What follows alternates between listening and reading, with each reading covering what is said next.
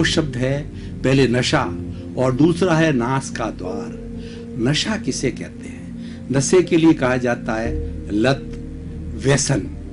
यानी जो चीज हमें बार बार इच्छा होती है करने की या हम करते हैं, वो व्यसन कहलाता है, वो नशा कहलाता है। एक नशे दो तरह के होते हैं। एक अच्छा नशा होता है जिसको जुनून कहा जाता है, वह होना चाहिए, क्योंकि जब तक व्यक्ति के अंदर जुनून न हो अच्छा बनने की, कुछ कर दिखाने की, कुछ कर गुजरने की और कुछ होने की, तब तक वो जीवन कैसे सार्थक हो सकता है। तो आज हम जो है उस अच्छी चीज की, अच्छे नशे की सराहना करते हैं और ये होना चाहिए। जितने जितने महापुरुष हुए हैं उनके अंदर जुनून हुआ, उनमें अच्छा नशा हुआ।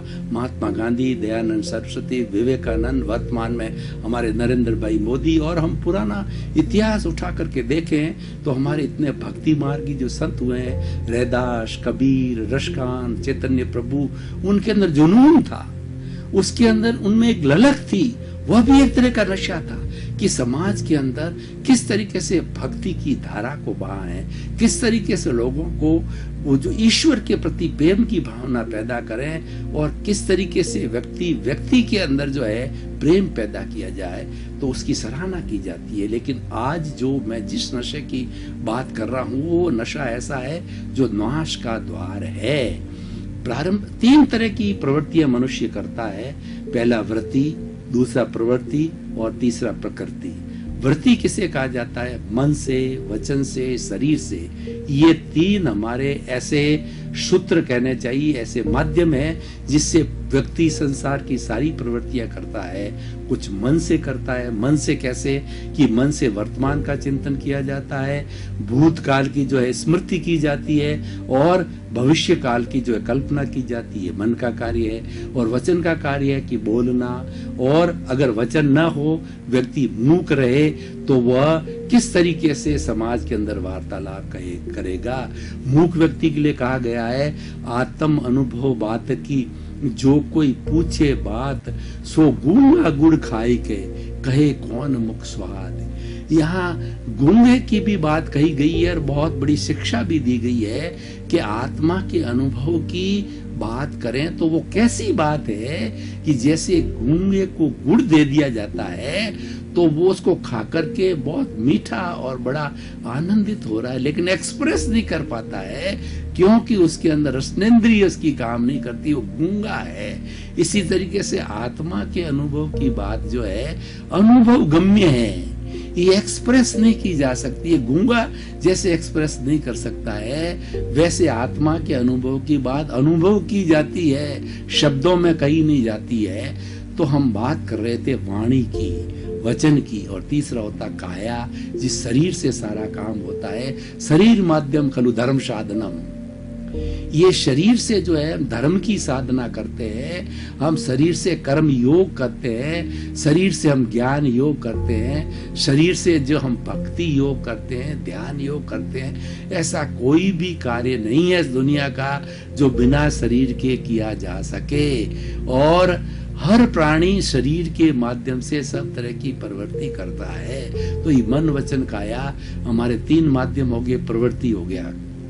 तो वृत्ति, इन तीनों चीजों से वृत्ति की जाती है, और वृत्ति जब बार बार की जाती है, जैसे भोजन, प्रतिदिन भोजन करते हैं, समय पर करते हैं, प्रतिदिन सोते हैं, प्रतिदिन उठते हैं, प्रतिदिन रोजगार का कार्य करते हैं, प्रतिदिन ईश्वर की भक्ति करते हैं, ये प्रवृत्ति कहलाती है। और तीसरी होती प्रकृति।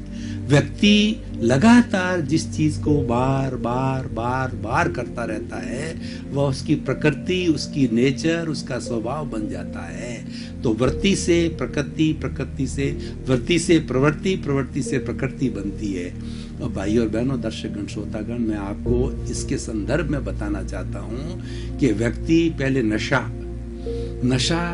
जो है ना, कई तरह के नशे आजकल हो गया, बीड़ी का नशा, सिगरेट का नशा और स्मैक का नशा और एलडी वगैरह, कितनी तरह के नशे के साधन आजकल आ गए हैं। विदेश से ब्राउन शुगर वगैरह कितनी चीजें हैं जो आ रही बड़ी बड़ी महंगी, एक एक किलो के लाखों लाखों रुपए लगते हैं, और स्मैक वगैरह ये विदेश से जो है लाई जा रही है, और निकोटीन वगैरह इन सब में निकोटीन होता है, तो ये विदेश से ला करके और हमारे भारत के अंदर जो है बेची जाती है। और लोग अपने स्वार्थ के वसी, ये क्यों किया जा रहा है? कुछ समाज के अंदर ऐसे बैड एलिमेंट्स है, जैसे कि अफीम है, डोडा है, कुछ ऐसे बैड एलिमेंट्स है जो अपने स्वार्थ के लिए इन चीजों को छिप छिप करके लोगों के बीच के अंदर लाते हैं। और लेकिन सरकार की भी गलती है। कुछ इस तरीके नशे, जैसे शराब का नशा है, पोस्त डोडा है, इन्होंने एजेंसी देना चालू कर दिया। हर 100 कदम के ऊपर जो है शराब की दुकानें सरकार ने जो है वह जो है इनको लाइसेंस दिए, इनको परमिशन दी।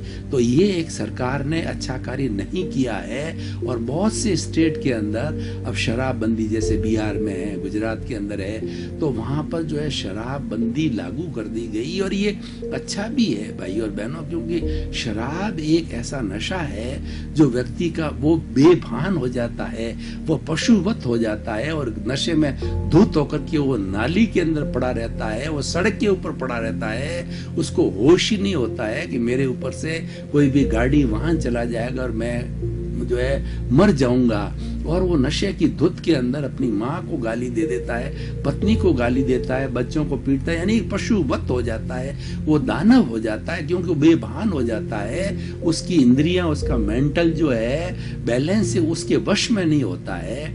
तो इस तरीके से नशे की जितनी जितनी चीजें हैं वो क्यों प्रारंभ होती है, उसको जो प्रारंभ का पॉइंट है, वो उद्गम स्थल है, वो देखना जरूरी होता है।